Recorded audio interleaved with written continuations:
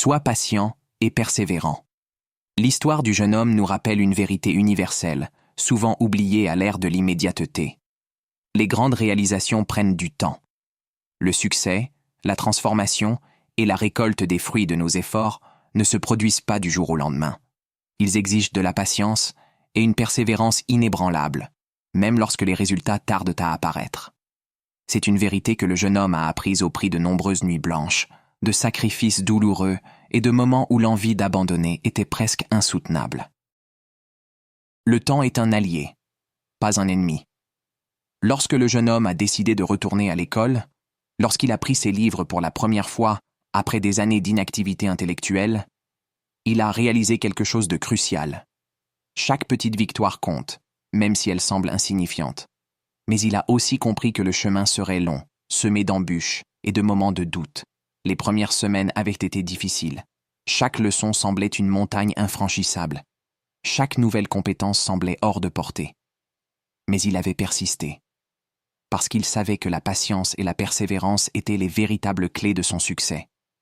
Combien de fois avait-il eu envie d'abandonner? Plus qu'il ne pouvait les compter. Mais à chaque fois, une petite voix intérieure lui chuchotait « Continue, un pas après l'autre, un jour après l'autre. » Et c'est là que réside le secret de la patience. Comprendre que chaque petit effort compte, même s'il ne produit pas de résultats immédiats. La patience est une épreuve de foi. La patience n'est pas seulement la capacité d'attendre, c'est la capacité de garder une attitude positive et proactive pendant l'attente. Lorsque les progrès étaient lents, lorsque les résultats tardaient à apparaître, le jeune homme ne s'est pas contenté de s'asseoir et d'attendre. Il a continué à travailler, à apprendre, à s'améliorer. Il priait, il agissait, et il répétait ce cycle jour après jour. C'est exactement cela, la persévérance. Faire ce qui doit être fait, encore et encore, même lorsque les résultats semblent invisibles. La graine ne pousse pas dès qu'elle est plantée. Pendant des semaines, elle est cachée sous la terre, invisible au regard, mais elle est vivante. Elle pousse ses racines, elle se fortifie dans l'ombre. Puis, un jour, presque par magie, une petite pousse perce le sol et voit la lumière du jour. Ta vie fonctionne de la même manière. Chaque action que tu poses, chaque heure que tu investis dans ton apprentissage, chaque effort que tu fais est une graine plantée dans le sol de ton avenir.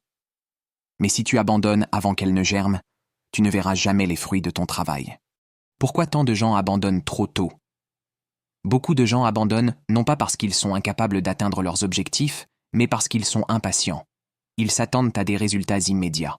Ils veulent planter aujourd'hui et récolter demain. Mais la vie ne fonctionne pas ainsi. Le découragement face aux échecs. Chaque échec est perçu comme un signe d'arrêt, alors qu'en réalité, c'est une leçon précieuse. La comparaison avec les autres, regardez ceux qui ont déjà réussi et pensez « Pourquoi eux et pas moi ?» Régna sans comprendre que chacun avance à son propre rythme. L'absence de petites victoires, lorsqu'on ne célèbre pas les petites avancées, on a l'impression de ne jamais progresser. Le jeune homme avait compris cela. Chaque petite victoire était célébrée. Chaque étape franchie, même minuscule, était une raison de gratitude. Il savait que la patience n'était pas une faiblesse, mais une force silencieuse, une discipline mentale. La persévérance est plus forte que le talent. Le talent est une ressource précieuse, mais il ne vaut rien sans la persévérance. Combien de gens talentueux abandonnent à la première difficulté?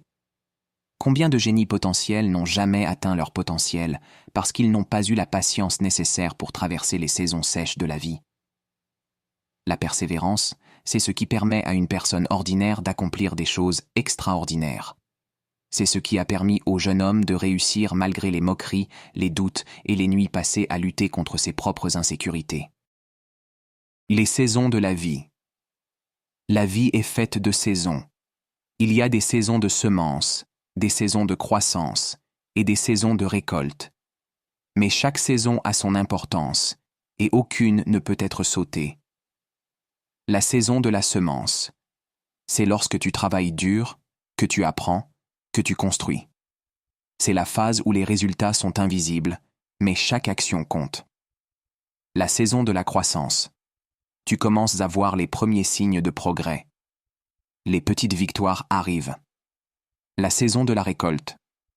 C'est le moment où les fruits de ton travail deviennent visibles. Les portes s'ouvrent. Les opportunités arrivent. Mais voici le problème.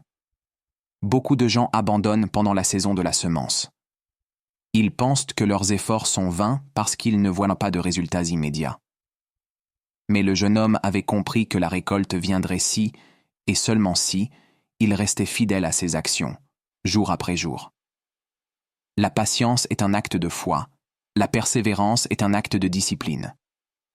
La patience te permet de garder les yeux fixés sur la vision, même lorsque le chemin est obscur. La persévérance, quant à elle, te pousse à continuer d'avancer, même lorsque chaque pas est douloureux. Patience. Je ne vois pas encore le résultat, mais je crois qu'il viendra. Persévérance.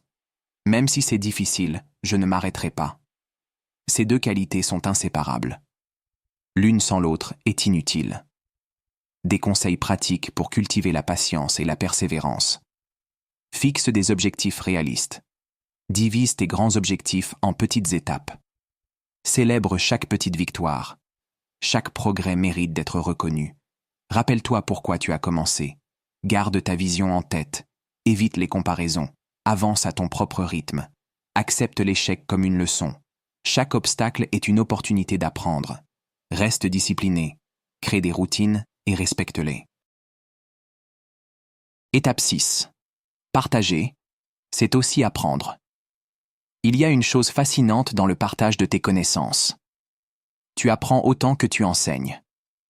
Chaque fois que tu expliques une idée, une stratégie ou une leçon que tu as apprise, tu la comprends encore plus profondément. Chaque question posée par quelqu'un d'autre te pousse à réfléchir différemment.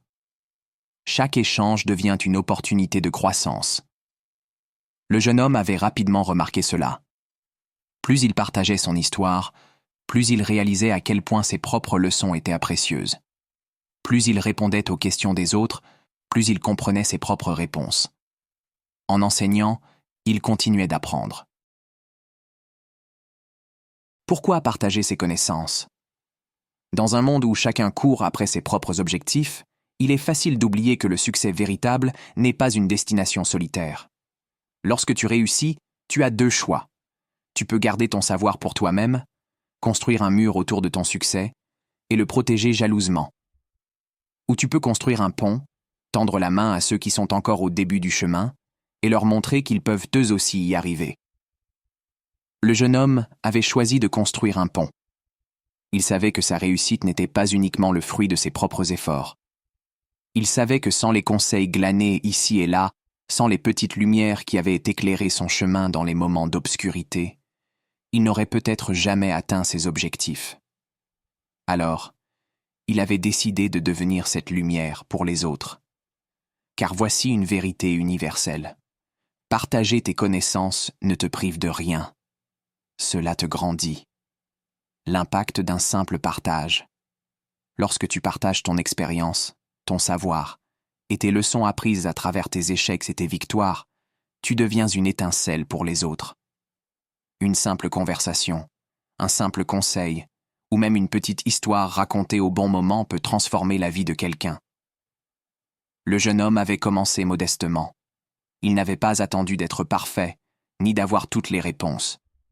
Il avait commencé là où il était, avec ce qu'il avait. Il partageait son histoire avec les jeunes de son quartier, avec les personnes qu'il croisait au hasard. Il racontait son parcours, ses défis, ses doutes, mais surtout, il partageait les clés qui lui avaient permis de transformer sa vie. Il avait compris que chaque histoire a une valeur, chaque expérience a une leçon, et chaque voix peut inspirer. L'illusion de l'insignifiance. Beaucoup de gens hésitent à partager leurs connaissances parce qu'ils pensent qu'ils n'ont rien d'intéressant à dire. Ils se disent « Qui suis-je pour enseigner quoi que ce soit ? Je n'ai pas assez réussi pour me permettre de conseiller les autres. Mon histoire n'est pas exceptionnelle. » Mais la vérité, c'est que chaque histoire compte. Chaque expérience, aussi simple soit-elle, peut apporter une lumière à quelqu'un qui marche encore dans l'ombre. Peut-être que tu n'as pas bâti un empire ou changé le monde, mais tu as surmonté des défis, appris des leçons et trouver des réponses à certaines questions. Et il y a quelque part une personne qui a besoin précisément de ce que tu sais. Le jeune homme avait compris cela. Il savait qu'il n'était pas un sage aux cheveux blancs ni un milliardaire respecté mondialement. Mais il savait qu'il avait quelque chose d'authentique à offrir. Son histoire. Les différentes manières de partager ses connaissances. Partager tes connaissances ne signifie pas forcément devenir un grand orateur ou écrire un livre best-seller. Il existe 1001 manières de transmettre ce que tu sais. À travers les conversations informelles, parle autour de toi. N'hésite pas à partager tes expériences lorsque tu sens qu'elles peuvent aider quelqu'un. Par le mentorat, prends une personne sous ton aile, guide-la et aide-la à éviter les pièges que tu as toi-même rencontrés. À travers les réseaux sociaux, aujourd'hui, une simple publication, une vidéo ou un article peut toucher des milliers de personnes. En écrivant, que ce soit un livre, un blog ou même une simple note partagée, les mots ont un pouvoir immense. Par l'exemple, parfois, le plus grand enseignement que tu puisses offrir est simplement de vivre ta vie avec intégrité et détermination. Le jeune homme avait utilisé plusieurs de ces méthodes. Il avait organisé des petits cercles de discussion dans son quartier. Il avait écrit des lettres inspirantes à des jeunes qui doutaient d'eux-mêmes. Il avait même accepté de parler lors d'événements locaux pour partager son parcours. Partager, c'est aussi apprendre tes. Il y a une chose fascinante dans le partage de tes connaissances. Tu apprends autant que tu enseignes. Chaque fois que tu expliques une idée, une stratégie ou une leçon que tu as apprise, tu la comprends encore plus profondément. Chaque question posée par quelqu'un d'autre te pousse à réfléchir différemment. Chaque échange devient une opportunité de croissance. Le jeune homme avait rapidement remarqué cela. Plus il partageait son histoire, plus il réalisait à quel point ses propres leçons étaient précieuses. Plus il répondait aux questions des autres, plus il comprenait ses propres réponses. En enseignant, il continuait d'apprendre.